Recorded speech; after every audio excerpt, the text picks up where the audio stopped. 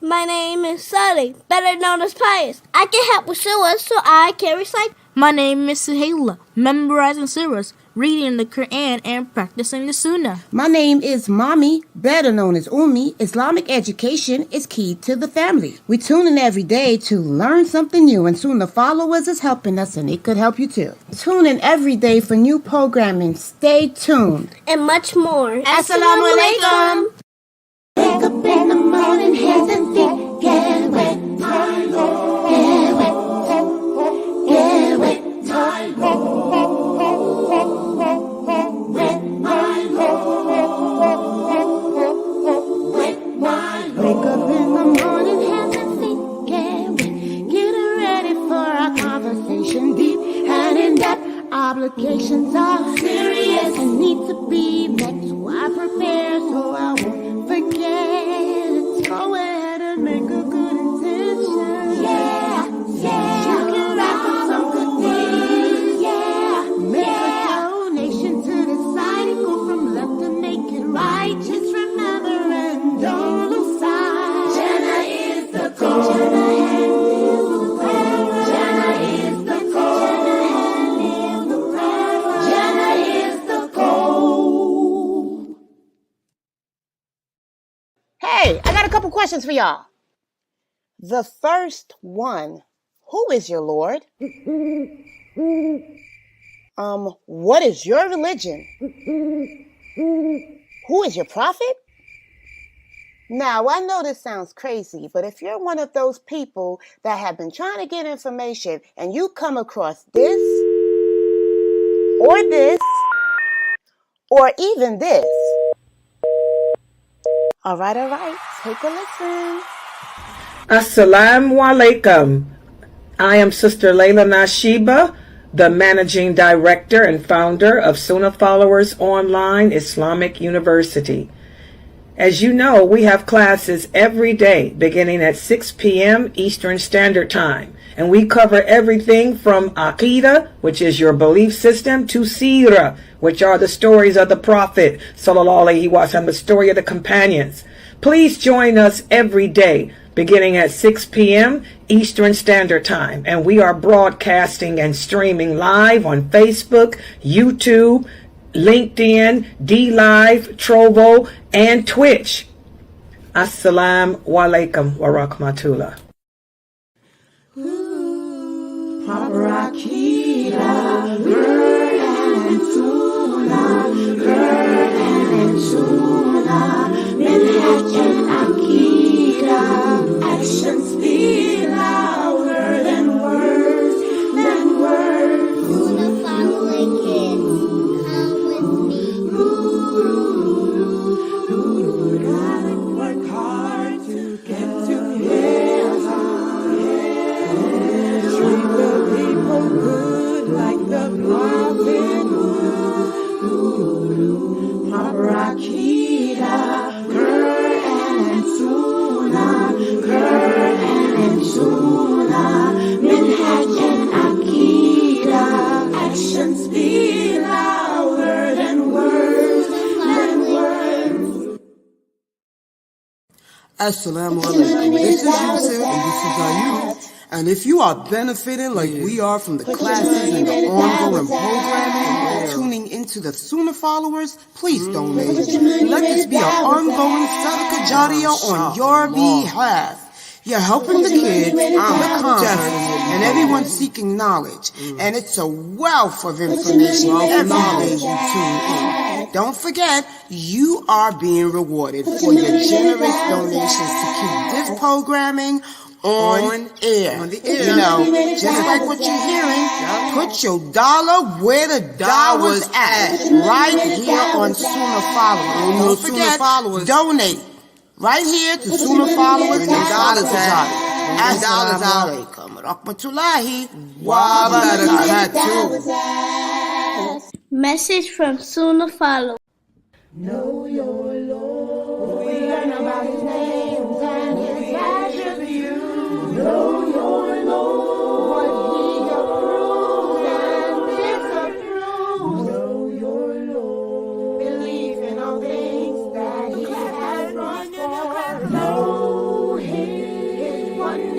Know Your Lord, part of the Right Belief series by Sheikh Kareem Abu Zaid, right here on Sunnahfollowers. Being taught by Ustada Layla Nashiba as she lays down the foundations to get you together. Learn about your Lord. Know your Lord. Streaming on all major platforms. Channel Sunnahfollowers. Assalamu alaikum. Get to know your Lord. First part of the Right Belief series by Sheikh Kareem Abu Zaid. This dynamic literary work of art's main goal is to revive an understanding the names and attributes of Allah. And understanding the name and attributes of Allah will elevate our faith, strengthen us, and keep us steadfast. This wonderful book is now available in an audiobook format and can be found free of charge on YouTube, channel Kareem Abu Zaid. Get to know your Lord. You have nothing to lose.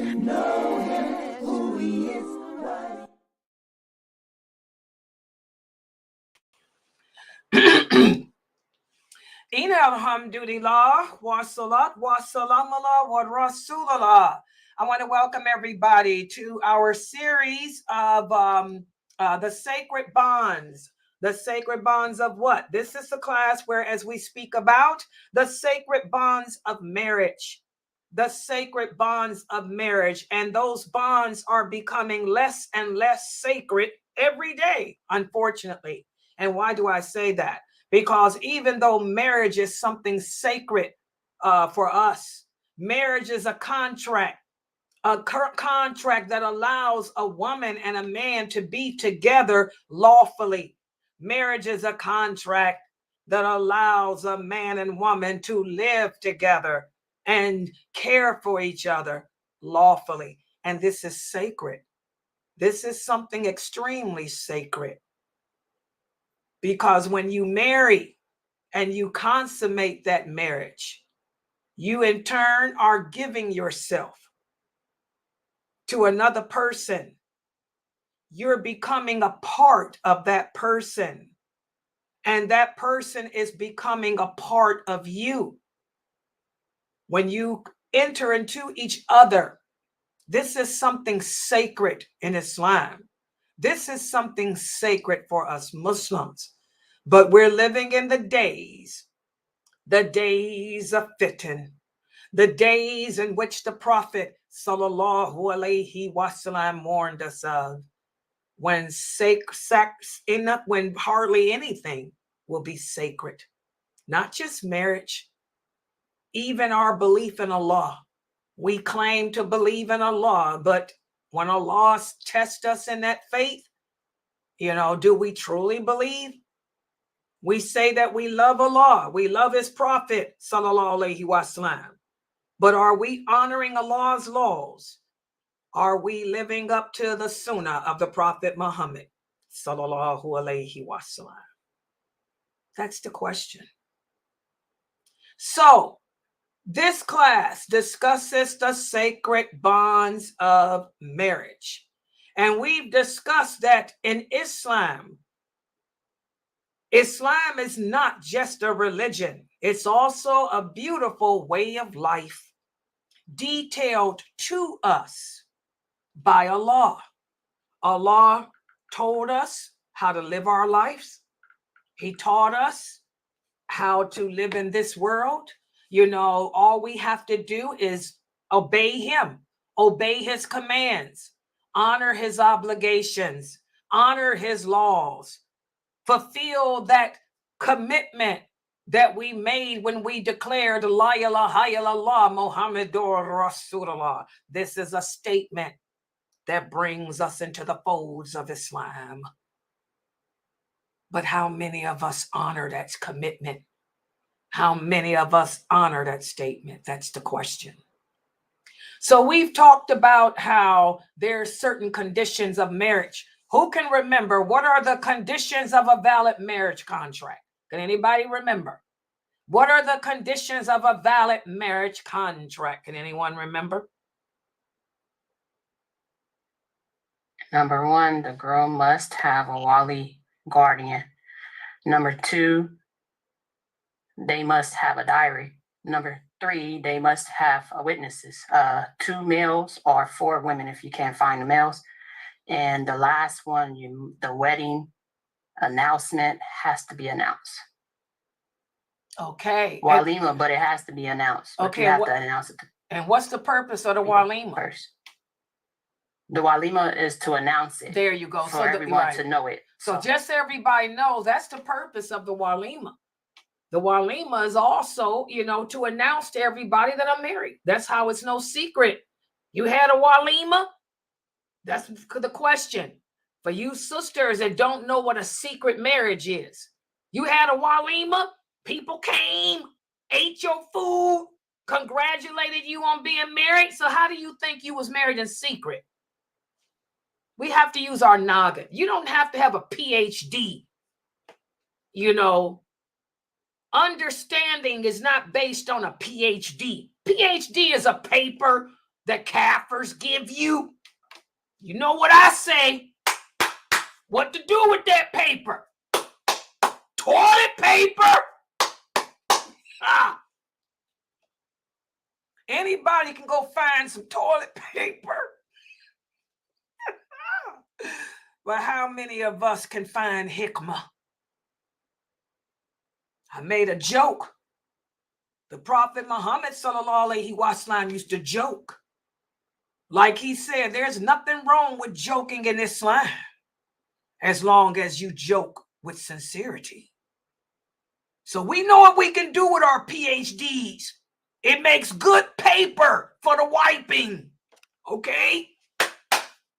You got it, Latifa? Latifa? That's an inside joke. People in my Zoom room know what I'm talking about. But can somebody give you hikmah? No. Hikmah is understanding of this religion. Understanding of Islam only comes from Allah, not from the kafir, not from man. And Allah tells us that he only gives hikmah to just a few people, a few humans. He doesn't give hikmah to everybody. He said, I only give it to a few of you. The ones I like, the ones he likes. So if you want hikmah, you got to live your life earning Allah's love. You Muslims understand that. Until we earn the love of Allah, you can forget about hikmah. Because Allah said he ain't giving it to you unless he love you. Okay? It's going to be more people in hell than paradise. Y'all know that, right? You better learn how to earn the love of Allah, people. And wake up. Take that toilet paper on somewhere. You can buy toilet paper anywhere. And I do mean buy, because don't no PhDs come free. Do you have to pay for hikmah? Students, do I have to pay for hikmah? No. No, but you got to pay for that PhD. Give me $100,000. Give me $200,000. Give me $500,000, and I'll give you a paper saying that you got a PhD. But Allah don't work that way. You can offer Allah the sun and the moon and the stars like you can give it to him. He ain't going to be bartered with. We have to put this religion into practice, guys. So, valid marriage contract. You have to have willing people. In other words, there's no marrying against your will. We get these people that come in here and say, Sister Layla, I was forced into marriage. Oh, yeah. Did your mother put a gun to your head and threaten to blow your brains out? No. Then how do you mean you were forced into marriage? You got married because you wanted to. You got married because you wanted to please your mother, please your father, That's not the same as a gun being put to your head and you're told to either marry or die. That's forced marriage. So, 2 willing participants. The woman has to have a guardian to oversee her affairs. There should be 2 male Muslim witnesses. The guardian must be Muslim too. Okay, the marriage, there should be a walima. The purpose of that walima is to announce the wedding. Okay? And the dowry. Who does the dowry go to? Does it go to my father? Does it go to my uncles? The dowry is for the woman. Good job. The dowry's for the woman. It's not for your father. It's not for your uncle, your brothers, your granddaddy. We don't sell our women anymore. Oh, yeah. We used to sell women before Islam. Before Islam, women were sold all the time. Given away. A lot of them were just given away. Islam came about in the 6th century and brought with it rights. Liberating women. That's why there's no need for feminism today. Allah liberated us women. Allah gave us rights that we never had before. And no man, no woman, no jinn can offer you better rights than Allah has given. We have to understand that. Okay? So then we talked about the obligations of once the marriage has been, the contract has been fulfilled. That's when the 2 parties move in together, because marriage is just a contract. It can be verbal or it can be written. Contracts are written and contracts are verbal. It's best to make it in writing, but a verbal contract is just as good in Islam. Okay? After the contract has been fulfilled and agreed upon by both the parties, that's when they move in and start to live together in peace and happiness. And hopefully you don't get no grits poured on you. Okay? So, what are the rights that the woman has over her husband? Who can remember? What are the rights that a woman has over her husband? One of her rights is she has, I'm sorry, go ahead. Oh, thank you. She has the right to be provided, maintained, and protected. Did she leave anything out, anybody? Good job. She said she has the right to be provided for, the right to be maintained and protected. Can y'all think of any other rights?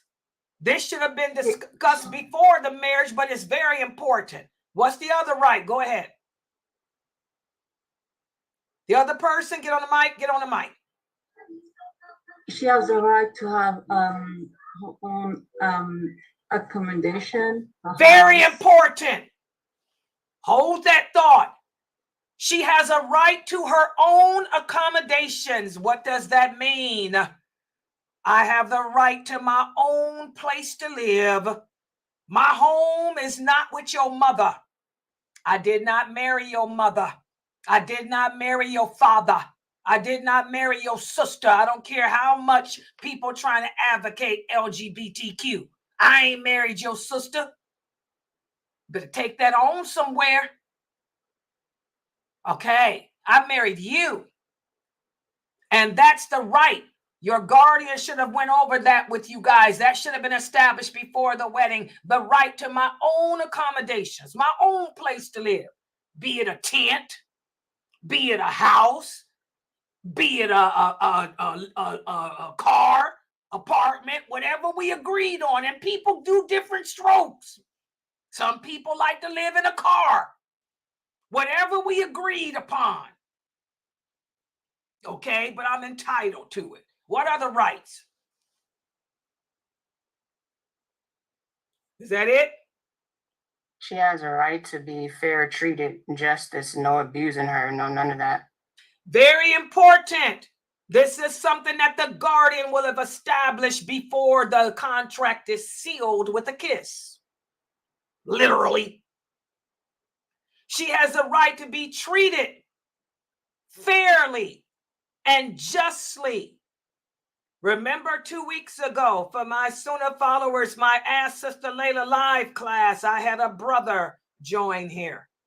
What was his question? Can anybody remember? He wanted to know, can he beat his wife up because when she gets angry, she gets loud and she uses profanity. So can I bust her in her face, Layla? Believe it or not, that's the ideology that a lot of the Muslims have. Arab and non-Arab. They believe that a woman can be bust in her face and beaten up and abused because you dislike one of her characteristics. That's not Islam. You can't beat a woman up because you don't like her character. If you didn't like her character, you shouldn't have married her. And if you did marry her and find out that she has bad character, what do? Who can answer that? What do we do if we get married and I realize that I don't like his character or he doesn't like my character? Do we just beat each other up or what do we do? You can have a divorce, get a divorce. Exactly. In Islam, you get divorced. Divorce is good and clean. Good and clean. That's why Allah made it good and clean. That's why he made it lawful. That hadith, we talked about it. That hadith that says that of all the things Allah made lawful, the thing he dislikes the most is divorce. That hadith is a lie. It's not even weak. It's fabricated. It's a lie somebody made up. Probably one of the Mu'tazila. They're always trying to mix Christianity with Islam. There are some Christian groups that don't believe in divorce. So it's probably some innovator who converted to Islam from out of Persia or out of Syria and tried to mix Catholicism with Islam and make it haram to get divorced. Well, divorce is good and clean. If your wife has a characteristic about her that you don't like, after you sit down and talk about it and try to work it out, if she doesn't change, then you can divorce her. But under no circumstances does a man put his hands on his wife to cause pain to her. That's not Islam. The Prophet Muhammad said the best of men are those who are good to their wives. A happy wife is a reflection of a good man.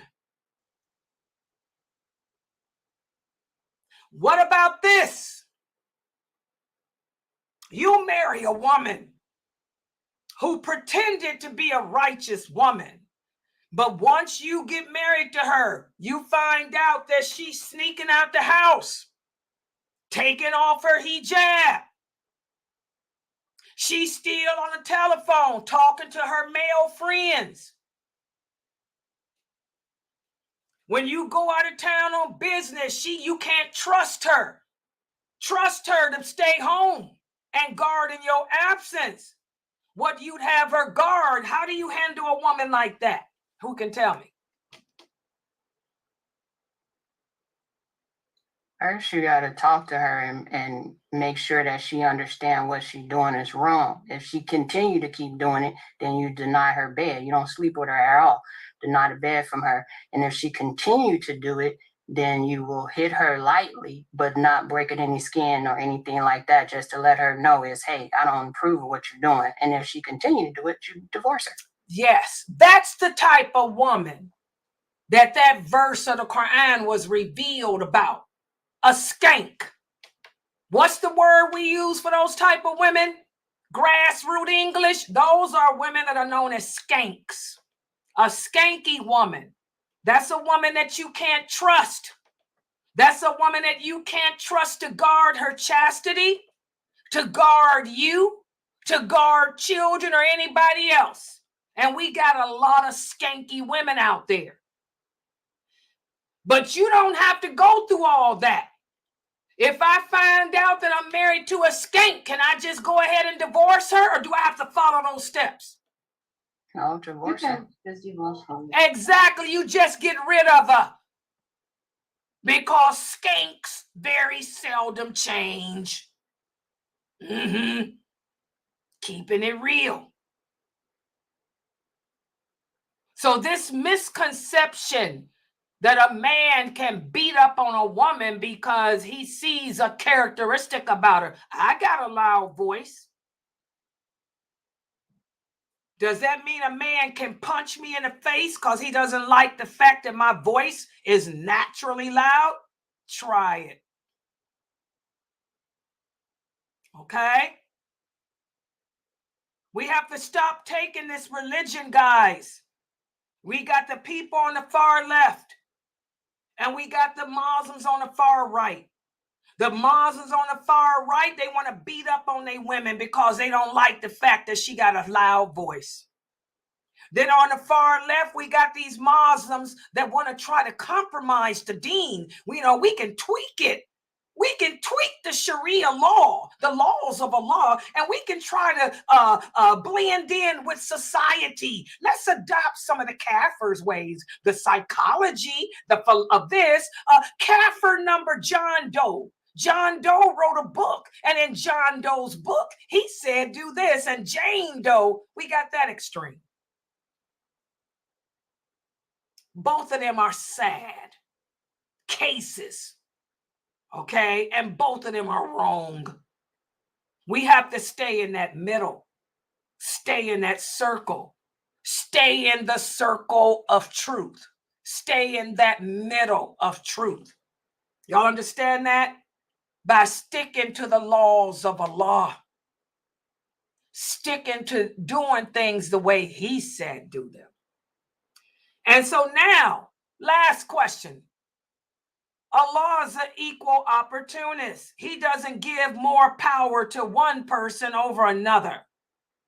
What are the rights that a husband have over his wife?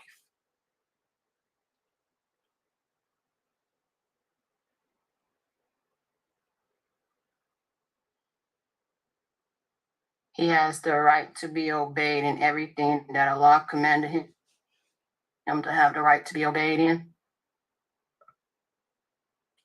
Another one is that he has the right to guard. He has the right for you to guard in his absence what you would guard if he was there. So basically, his home, his children, his property, everything that has to do with the household. That's what you're supposed to guard in his absence. He has the right to be satisfied. If he call you to bed, then you are supposed to commit. You are supposed to satisfy him in bed. Only if you is not on your period or anything like that. But other than that, if he call you to bed, then you satisfy him in bed. Another right that he has is not to let anyone into his home that he doesn't approve of. And another right is for you. When you leave the house, he needs to know whenever you leave in the house, and you just don't go out on your own and do whatever you want to do, because he is the guardian. Exactly. Y'all can see that her husband got a good wife. And she got a good man. They know their roles. They know their rights. They know their obligations. And they doing a good job raising their children. Okay? That's what happens when two Muslims get together Islamically and do it the right way with guardians and witnesses and stuff. And they understand what their roles and rights and responsibilities are, then marriage is balanced. Okay? So, those are the things we discussed about marriage. Marriage, again, is a legal contract that allows a woman and a man to live together lawfully. Each one has roles to play. Each one has obligations to fulfill. It's all for the betterment of themselves and their children, along with Islam. And so today what we're going to do is continue this chapter, which is chapter 15, I think, or 16, one of them. We're going to speak about a problem that many marriages face today, not respecting the mahrams, in Islam. So let's put the PowerPoint up on the screen.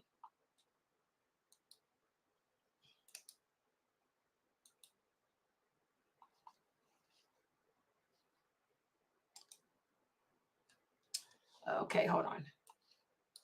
Yeah, this is slideshow right here. Okay, we're going to speak about the mahrams in Islam. First of all, what is a mahram?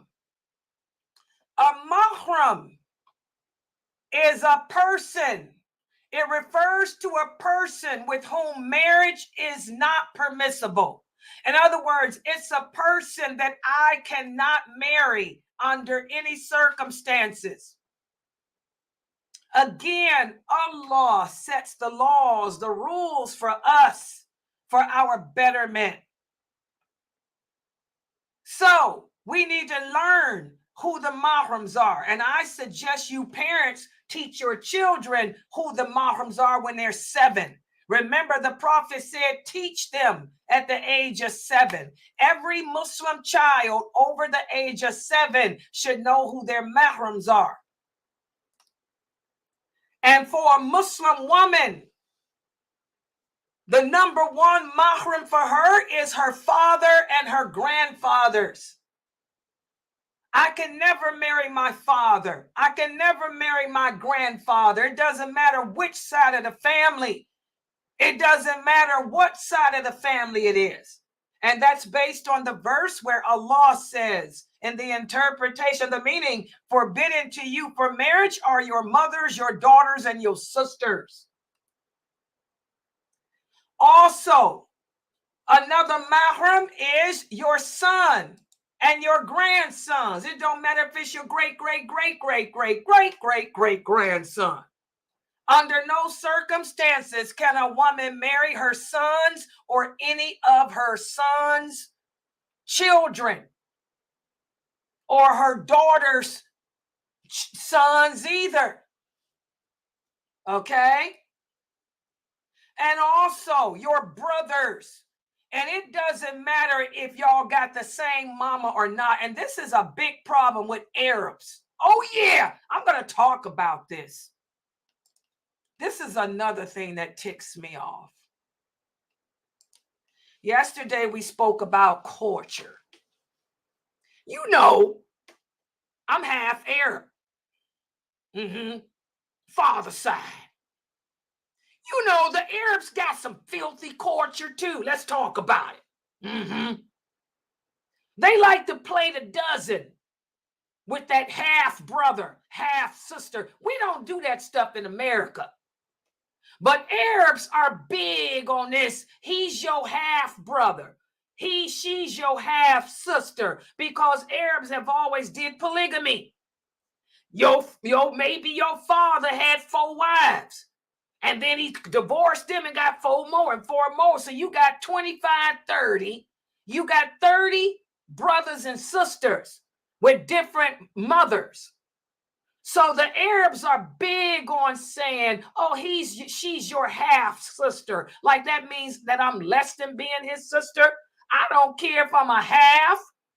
It don't matter if I'm a quarter. It don't matter if I'm a third. I'm still his sister. But Arabs try to make a big deal out of that. It's cultural. They'll make up their own rules about marriage too. How many of y'all know this? If a woman wants to get married and she goes to and say the father, Papa was a rolling stone and he finally died. So now she needs a guardian. And her uncles were all, wherever they laid their turban was their home. So they did too. Oh, this is big in Arab with Arabs. They know where I'm going with this. So you go to your brother. You go to the brother that you closest to, and you say to him, I need to get married. I need you to, represent me. You know what they do? Let me tell y'all what the Arabs do. And this is not Islam.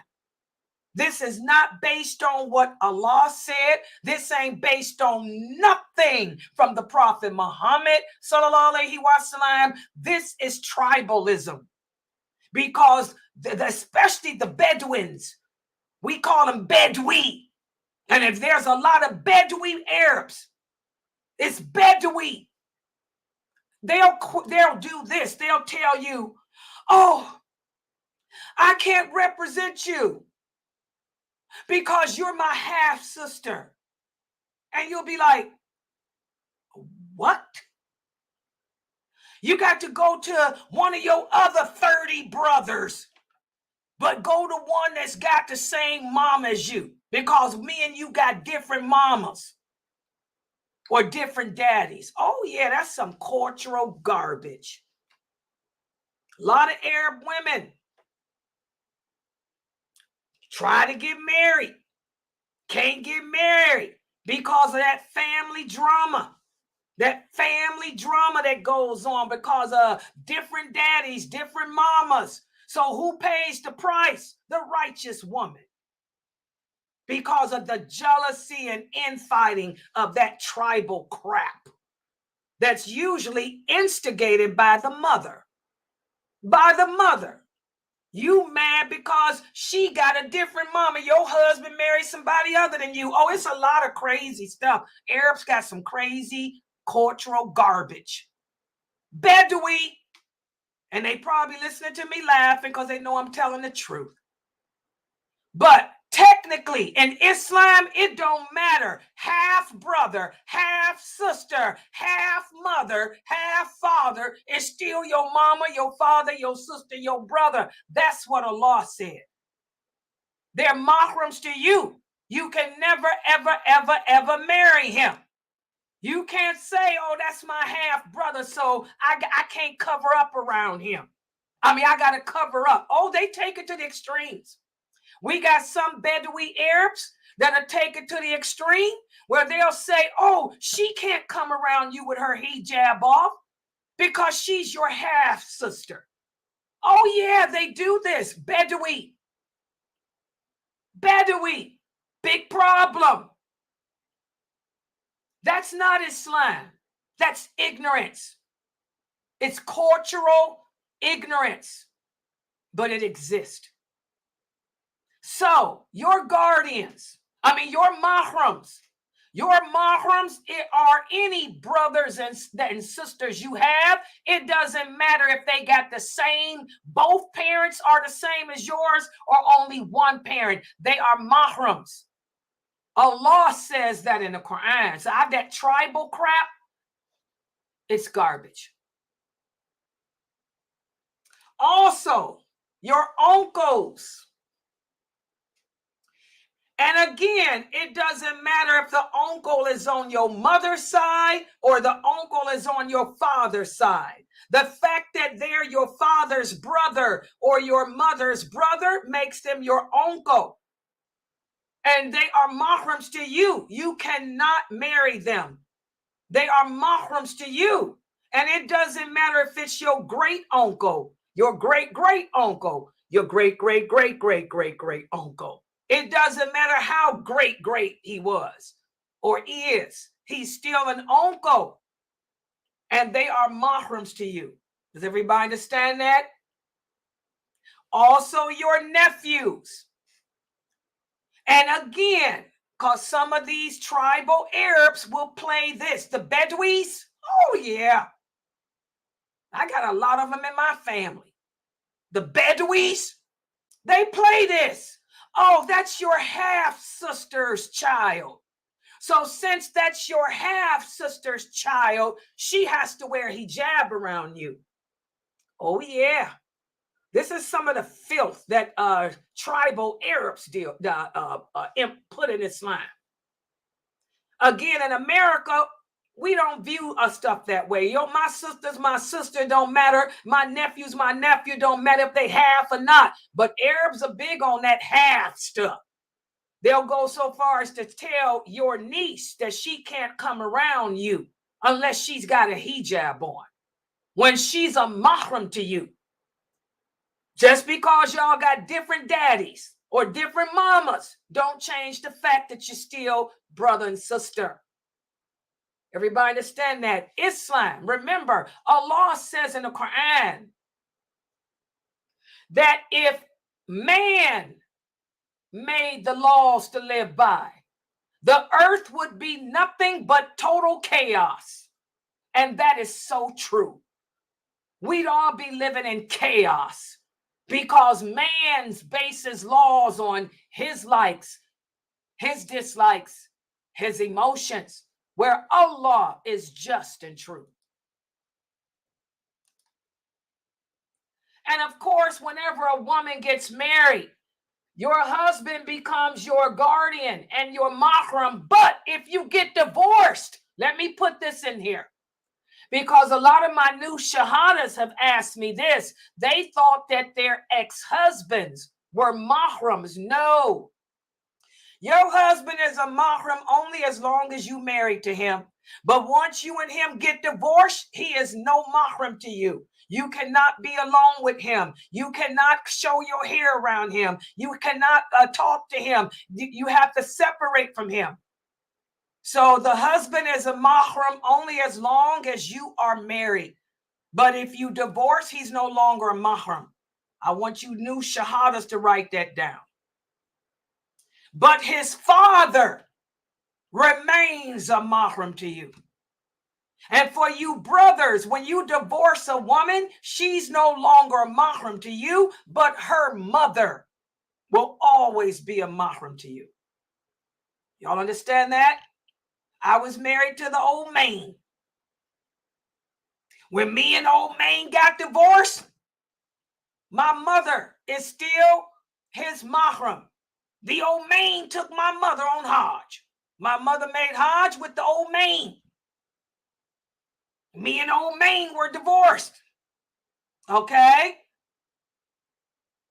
And not just your mother and father-in-law, the son-in-law too, for the women that, your son-in-law. My daughter's been married. She's been divorced. But her ex-husband is still a mahram to me. I can travel with him. He can come over here and help me like he does sometimes to move stuff out the house. Okay? So the son-in-law, the daughter-in-law, the mother-in-law, the father-in-law will always be mahrams to you. But your husband won't, and neither will the wife. Also, any children, they will always be mahrams to you. Any children that the woman you married and had sexual relations with, they are all mahrams to you. An example, my stepfather. Even though my mother and my stepfather divorced, my stepfather remained my mahram. He was also my wali when I got married. Okay? So any children that a woman had that you were married to, if they're girls, they're mahrams to you, and the same with stepsons. Like me, I ain't got no sons, but I got a bunch of stepsons, okay, from the men who I was married to. Their children, their sons are not lawful for me to marry. So they're mahram to me. Everybody understand that? Because why? The person's asking why. And this is a good question. Let me make the screen a little larger. We have the hadith where the Prophet sallallahu alayhi wasallam said the sperm is like blood and the breast milk is like blood. So sperm and breast milk are like blood.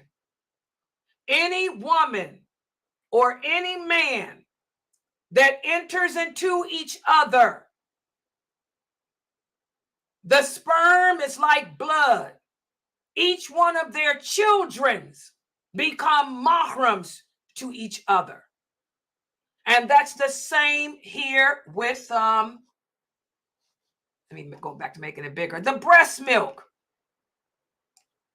The Prophet sallallahu alaihi wasallam said the breast milk is like the blood. What's the source of these hadiths? All of these are Sahih Muslim.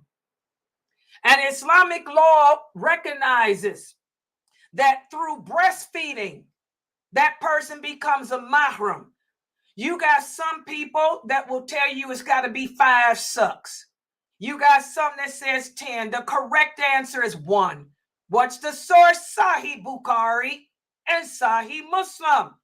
Aisha radiallahu anha said, even if it's 1 suck, that child becomes a mahram. The thing is, as long as it swallows it. So if a child takes your breast milk, and even if it's 1 suck and swallows it, that child is now your child. That's why you Muslim women have to be careful who you are nursing. Because if you're nursing somebody else's child, that child becomes your child. And the child's relatives become mahrams to you. So we have to be careful with this. The Arabic women, and we still have some Bedouin women who still suckle. Oh yeah, they still do that. You know, they still do that. I have some relatives that live in the Emirates. And when my relatives get pregnant, they paid for suckle nurses. They would take the kids to the desert. And they still take the kids every summer to the desert so they can learn the original Arabic language, the Fusha. Okay? So they still do that. The traditional Bedouin Arabs do. Like I say, there's a lot of Bedouin drama. Oh, yeah. Y'all want to see some good family drama? Meet some Bedouin Arabs. My family's Bedouin. Okay? They are. The brother here said, I got them too, Layla. Don't worry. I think we all got Bedouin family. He said, yeah, I got it. Okay. So, yes, that's why you sisters have to be careful with that breast milk. That's why you can't give your milk away in charity like that. Because a woman has to keep check of who drinks her milk. Because any child under the age of 2 that drinks your breast milk becomes a mahram to you, a relative to you. And we have to know who our relatives are so we don't end up with incest. So understanding who qualifies as a mahram is essential for every Muslim woman and man. And like I tell you guys, you should teach your children this at the age of 7. I tell my grandkids all the time, don't go around playing that cousin stuff. Something that African Americans do. White Americans do it too. Oh, that's my cousin because y'all close. Oh, no, I have to correct my grandkids. I said, that ain't your cousin. That person does not share your blood. That's somebody you grew up with, but she is not your cousin. Don't get it twisted. You have to know who your mahrams are, guys. Knowing who our mahrams are, keep the bloodlines clean, the bloodlines good, and all of that.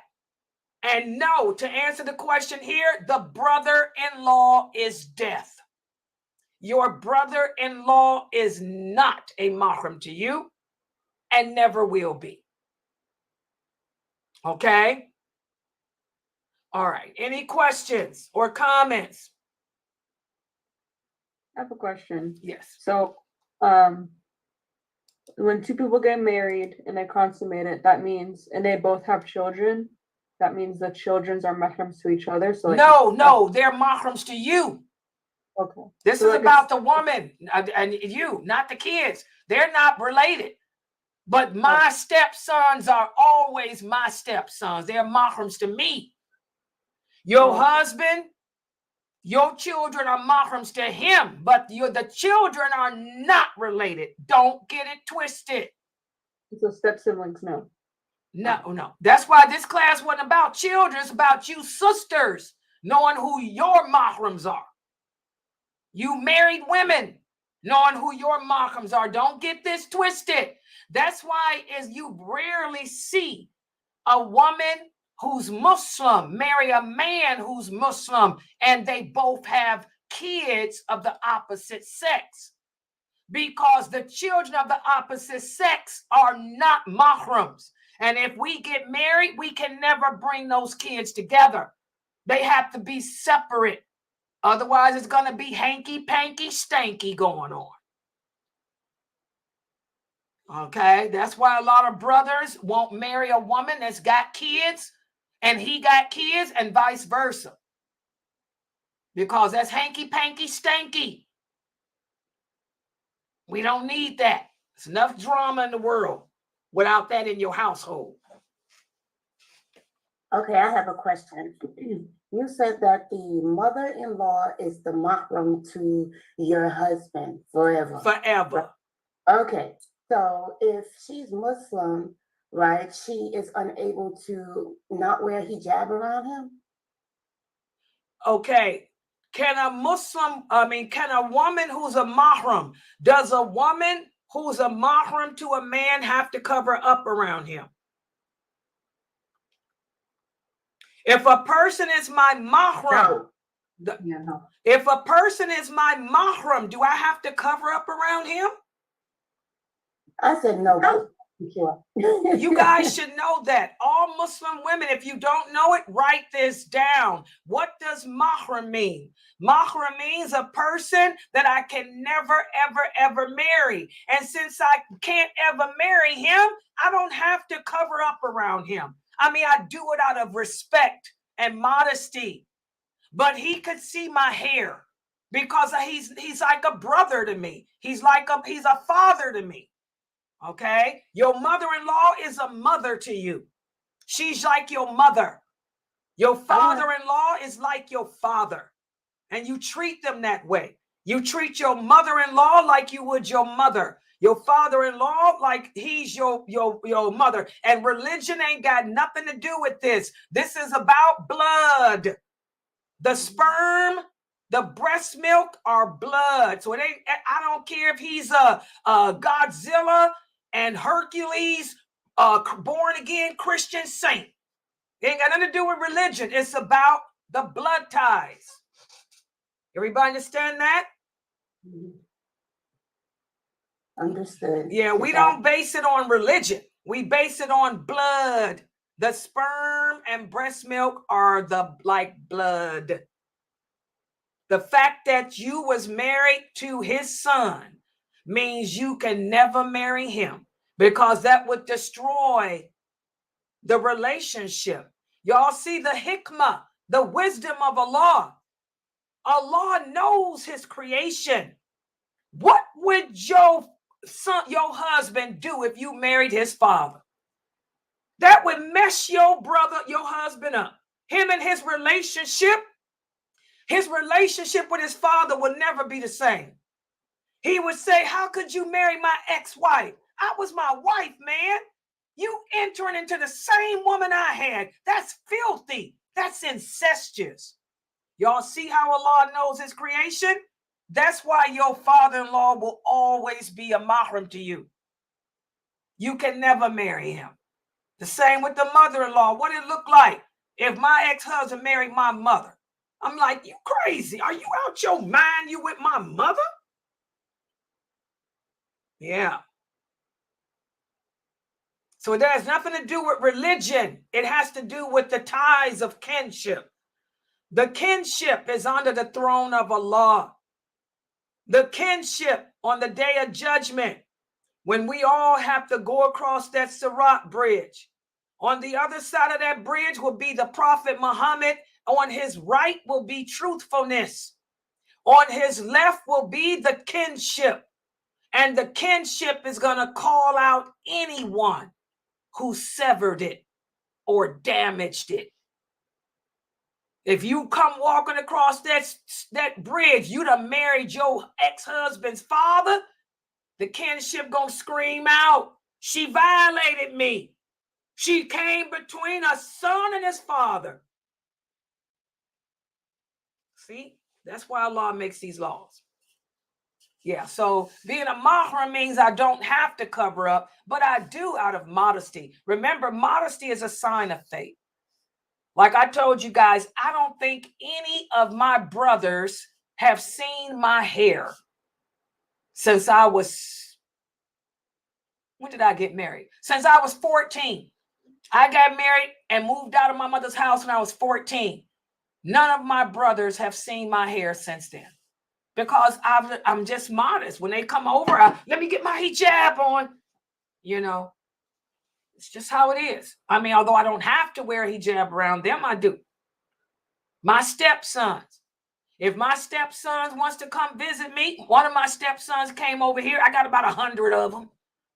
One of my stepsons came over here to fix one of them. I ordered me a table for my computer, and he came to fix it.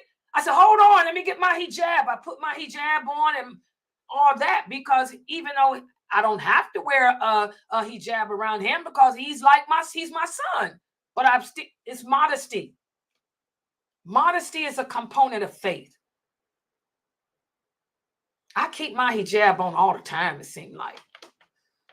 Because I got people, I'm on here streaming. And if I'm not streaming, somebody's knocking at the door for DoorDash. Can't answer DoorDash without a hijab on. Yeah. Any other questions? And by the way, for the sister who sent a donation to my personal account, there's a sister here. I don't know her, but a sister sent me a donation for $25. And she sent it to my personal account as a gift. She put on her PayPal thing, gift for Sister Layla to buy coffee. I just want to let you know I got that $25 through PayPal. And I did go out and buy me some Starbucks today. It's in the kitchen. Okay. May Allah bless you. I got your PayPal for Starbucks. May Allah bless you for that. Yeah. And by the way, guys, if you do send gift cards to me, Starbucks, if you're going to get a gift card, let me know, because if you don't let me know, them gift cards might get lost. Okay. But if you Zelle it or PayPal it like y'all been doing, I get it. It's no problem. And may Allah bless you for that. Yeah. One of the sisters sent me some $25 for Starbucks. I'm drinking tea though right now. This is Dr. Asim's tea for anxiety. And God does it work. This is the cinnamon tea. It's good. Okay, any other questions? By the way, guys, I forgot too. Tuesday. Tuesday is the first of the month. Please send in some donations to support us. We're desperately in need of donations to pay for this month's bills that's coming up. Y'all know it's $2,500 a month. So please send in some donations so we can meet this month that's coming up's expenses. And also tomorrow is Monday. So Monday we have my 6:30 class on Get to Know Your Lord. And then we have my 9:30 class on the prayer. The prayer. By the way, Latifa, you in here? What time Izzy's restaurant's open? I gotta go get me some of that corned beef, man. That daggone corned beef was so good. Whatever that sauce is, I got to be there. I'm gonna get up in the morning and drive down to Izzy's. Okay, guys. Inshallah, if there's no other questions, I'm gonna log out for tonight. And inshallah, I'll be here tomorrow. Subhanakallahumma wa bihamdika ashhadu an la ilaha illa anta astaghfiruka wa atubu ilaik. Assalamu alaikum.